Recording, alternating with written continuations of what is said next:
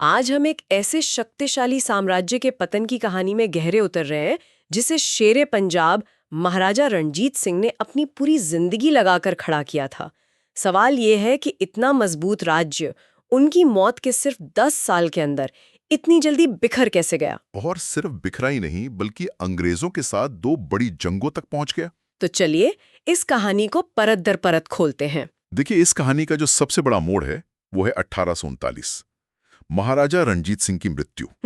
वो सिर्फ एक शासक नहीं थे, वो एक तरह से वो धुरी थे जिसके चारों ओर पूरा सिख साम्राज्य घूमता था। बिल्कुल। और उनकी मौत के बाद पंजाब में जो एक खालीपन आया, एक वैक्यूम, उसने साजिशों और लड़ाई झगड़े का एक ऐसा दरवाजा खोल दिया जिसका फायदा उठाने के लिए अंग्रेज सरहद पर बस इंतजारी कर रहे थे। तो रणजीत सिंह के बाद हालात इतनी तेजी से कैसे बिगड़े? उनके सबसे बड़े बेटे महाराजा खड़क सिंह गद्दी पर बैठे, पर शायद वो उतने काबिल नहीं थे। हाँ, उतने कुशल नहीं माने जाते थे।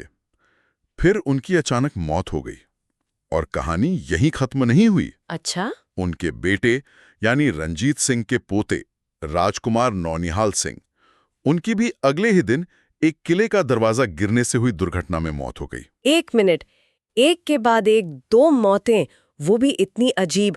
ये तो किसी साजिश की बू आ रही है। बिल्कुल।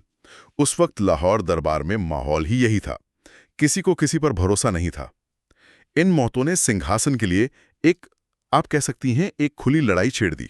और दरबार में अलग अलग गुट बन गए होंगे। हाँ, जैसे संधावालिया सरदार और डोगरा भाई, ये सब सत्ता पर कब्जा करने के लिए एक दूसरे के खिलाफ साजिशें करने लगे। हत्याओं का एक दौर शुरू हो गया जिसमें महाराजा शेर सिंह भी मारे गए। खतरा अब अंग्रेजों से नहीं था, खतरा अंदर से था। एग्जैक्टली। असली कमजोरी अंदर से ही शुरू हुई। इसी लड़ाई ने साम्राज्य की नींव को खोखला कर दिया। और सेना, खालसा सेना का क्या हाल था? कागज पर तो वो उस समय भारत की सबसे ताकतवर सेनाओं में से एक थी। कागज पर ही नहीं, जमीन पर भी रणजीत सिंह ने यूरोपियन तर्ज पर एक बहुत ही आधुनिक और शक्तिशाली सेना बनाई थी। लेकिन उनकी मौत के बाद सब बदल गया। कैसे? हरि सिंह नलवा जैसे काबिल और वफादार जनरल पहले ही मर चुके थे। सैनिकों को समय पर वेतन नहीं मिल रहा था, जिससे उनमें गुस्सा था। और सबसे बड़ी बात, सेना ने अपनी पंचायतें बना ली थी। मतलब वो खुद फैसले लेने लगी थी।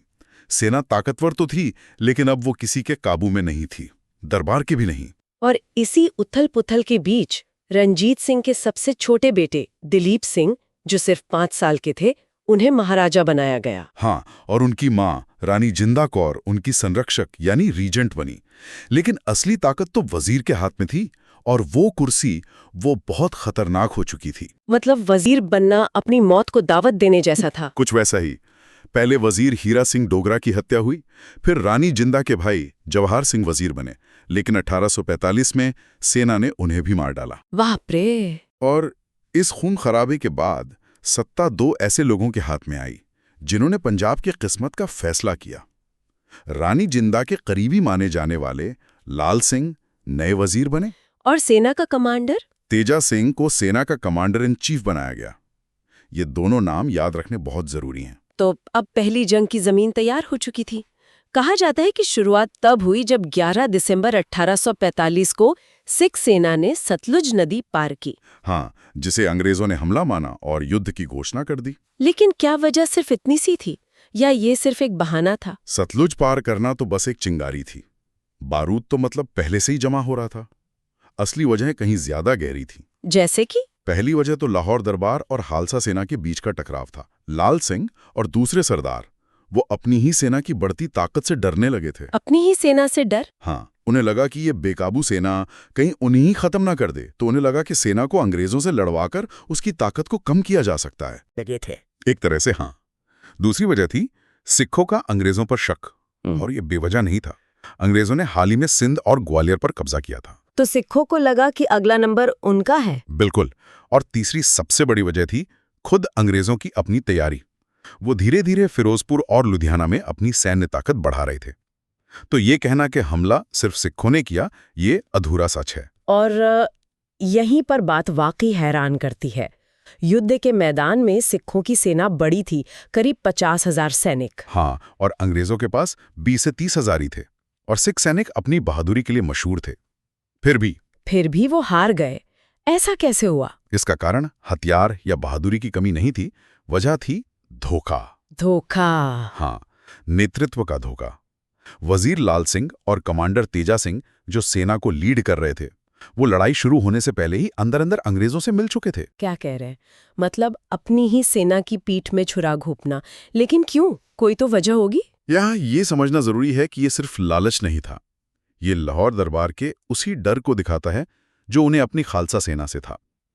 उन्हें डर था कि जंग जीतने के बाद ये सेना इतनी ताकतवर हो जाएगी कि वो दरबार को ही खत्म कर देगी। तो एक तरह से अपनी सत्ता बचाने के लिए पूरे साम्राज्य को दांव पर लगा दिया। बिल्कुल।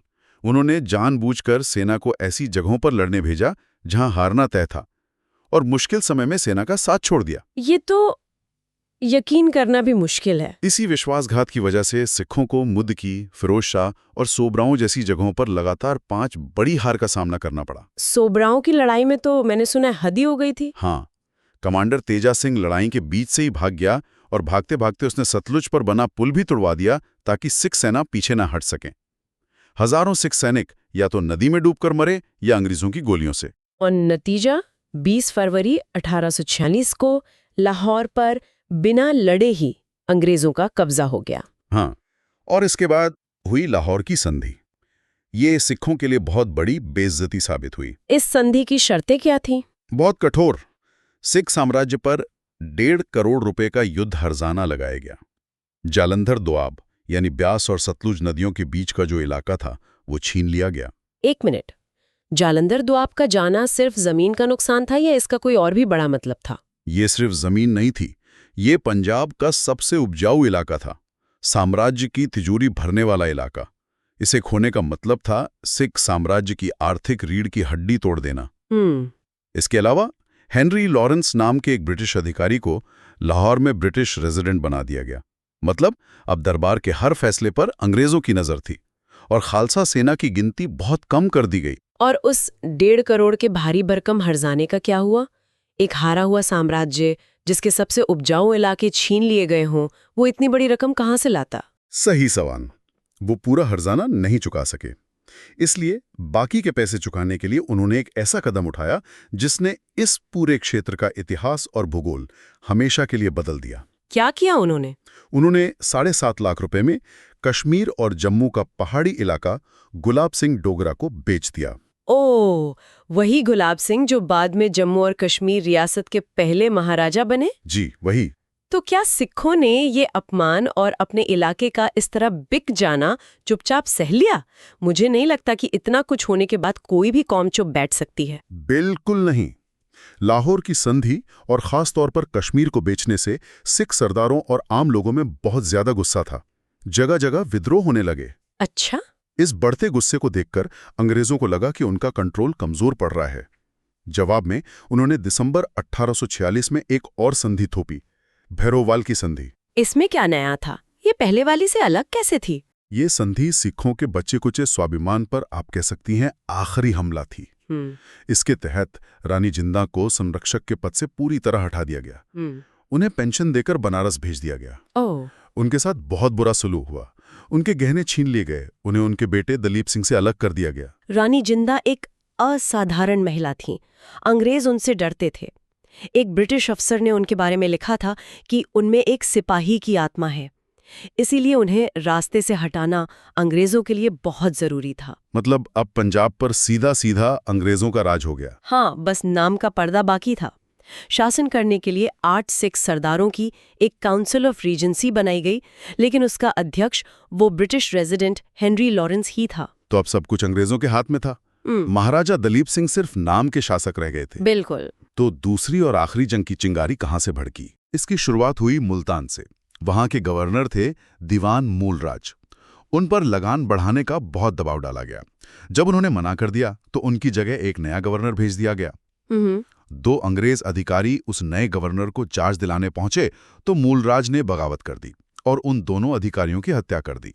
और इस एक घटना ने पूरे पंजाब में आग लगा दी। हाँ, इस विद्रोह को दबाने के लिए लाहौर दरबार से शेर सिंह अटारीवाला को भेजा गया, लेकिन उन्होंने एक ऐसा कदम उठाया जिसकी किसी को उम्मीद नहीं थी। क्या किया उन्होंने? उन्होंने पाला बदल लिया और खुद विद्रोहियों से जा मिले। ये घटना उस समय के गवर्नर जनरल लॉर्ड डलहौजी के लिए एक सुनहरा मौका थी। डलहौजी तो वैसे भी एक कट्टर साम्राज्यवादी था। हाँ, और वो पहले से ही पूरे पंजाब पर कब्जा करने की फिराक में था। उसे बस एक बहाना चाहिए था, और मूलराज के विद्रोह ने उसे वो बहाना दे दिया। तो डलहौजी को जंग का बहाना मिल गया। दूसरे एंग्लो सिख युद्ध की मुख्य लड़ाइयां कौन सी थी? क्या इस बार भी लड़ाई एक तरफा थी? नहीं, इस बार लड़ाई बहुत खूनी और कांटे की थी। 3 बड़ी लड़ाइयां हुई। पहली रामनगर में, दूसरी जनवरी 1849 में चिल्लियांवाला में। इसमें दोनों पक्षों का इतना भारी नुकसान हुआ कि अंग्रेज भी हिल गए। मतलब लड़ाई आखिर तक बराबरी की लग रही थी। हाँ, लेकिन निर्णायक लड़ाई हुई फरवरी 1849 में, झेलम नदी के पास गुजरात नाम की जगह पर। गुजरात? ये पंजाब में? हाँ, ये पंजाब का एक कस्बा है। इस लड़ाई को तोपों की लड़ाई भी कहा जाता है। अच्छा। यह अंग्रेजों ने पहली बार अपनी भारी तोपों का इतना जबरदस्त इस्तेमाल किया कि सिख सेना जो बहादुरी से लड़ रही थी, उनके पास इसका कोई जवाब ही नहीं था। ये एक तरफा मार थी जिसने सिख फौज की कमर तोड़ दी। और इसके बाद सिख सेना ने पूरी तरह हार मान ली। हाँ, गुजरात की लड़ाई के बाद उनके पास कोई चारा नहीं बचा था। शेर सिंह और बाकी सरदारों ने मार्च 1849 में आत्मसमर्पण कर दिया। और इसके साथ ही रणजीत सिंह के बनाए सिख साम्राज्य का सूरज हमेशा के लिए डूब गया। हमेशा के लिए। और फिर 29 मार्च 1849 को लॉर्ड डलहौजी ने पंजाब को पूरी तरह से ब्रिटिश साम्राज्य में मिलाने की घोषणा कर दी। महाराजा दलीप सिंह को सिंहासन से हटाकर पेंशन पर इंग्लैंड भेज दिया गया। और डलहौजी को इस कामयाबी के लिए ब्रिटिश संसद से धन्यवाद मिला और उन्हें मार्क्वेस की उपाधि दी गई, जो एक बहुत बड़ा सम्मान था। तो इस सबका आखिर मतलब क्या निकलता है? सिर्फ एक दशक और एक इतना शक्तिशाली साम्राज्य जिसे बनाने में पीढ़ियां लगी थी, पूरी तरह से खत्म हो गया। इसकी सबसे बड़ी सीख या विरासत क्या रही? यहाँ इतिहास का एक बहुत ही अजीब लेकिन महत्वपूर्ण पहलू सामने आता है। वो क्या? इन दोनों जंगों में जिस बहादुरी और दिलेरी से दोनों पक्ष लड़े, उससे नफरत की जगह एक दूसरे के लिए सम्मान की भावना पैदा हुई। अंग्रेज सिख सैनिकों की लड़ने की हिम्मत और उनकी वफादारी से बहुत प्रभावित हुए। और इस सम्मान का भविष्य पर भी असर पड़ा होगा। बहुत गहरा और बहुत दूर तक। ये भारतीय इतिहास के सबसे दिलचस्प मोड़ों में से एक है। आगे चलकर यही सिख ब्रिटिश भारतीय सेना के सबसे वफादार और सबसे बहादुर सिपाही बने। अच्छा। उन्होंने 1857 के विद्रोह को दबाने में अंग्रेजों का साथ दिया, और उसके बाद से लेकर 1947 तक पहले और दूसरे विश्व युद्ध समेत अनगिनत जंगों में उनके लिए लड़े। ये तो वाकई हैरान करने वाली बात है। एक दशक पहले जो कट्टर दुश्मन थे, अब वो सबसे भरोसेमंद सहयोगी बन गए थे। हाँ, हमने देखा कि कैसे लाल सिंह और तेजा सिंह जैसे नेताओं के व्यक्तिगत विश्वासघात ने एक पूरे साम्राज्य के पतन में कितनी बड़ी भूमिका निभाई। ये सोचने पर मजबूर करता है कि अगर सिख नेतृत्व एकजुट रहता और अपने लोगों के प्रति वफादार रहता, तो क्या सिर्फ पंजाब का ही नहीं बल्कि शायद पूरे भारत का इतिहास कुछ और हो सकता था।